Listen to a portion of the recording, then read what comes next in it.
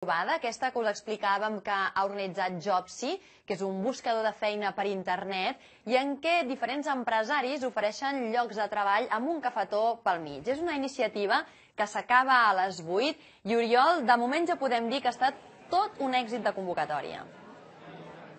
Doncs sí, tot un èxit, perquè en només una hora han passat per aquí unes 170 persones. Diem que a la trobada de Madrid en 2 hores va haver 200 persones. Aquí encara queda una hora més de trobades, segurament es superaran aquestes 200 persones. Continuen aquestes entrevistes de feina, podríem dir, informals.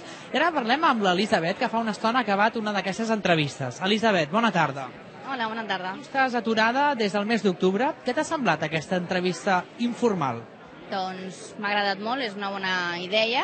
He sapigut per una amiga que em va passar aquesta informació i la veritat és que està molt bé perquè tens l'oportunitat de parlar en diferents empreses de recursos humans i bé, està bé, has d'anar una mica ràpid, però bueno, bé.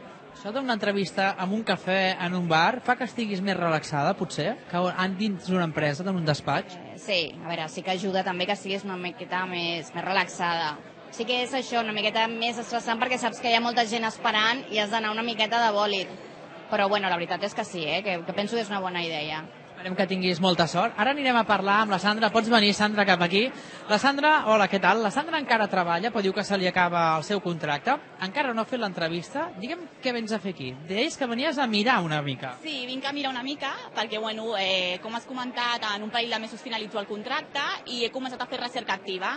I, bueno, em vaig assabentar per internet que es feia aquesta trobada informal i he vingut a veure el què.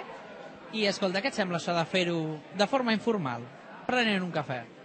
Pues la veritat és que per mi és una nova experiència, suposo que igual que per mi, per la majoria de les persones que estem aquí, i trobo que, bueno, que és una forma diferent, no sé si millor o pitjor, perquè encara no he tingut l'experiència, però bueno, crec que de tot se n'aprèn i a veure què tal.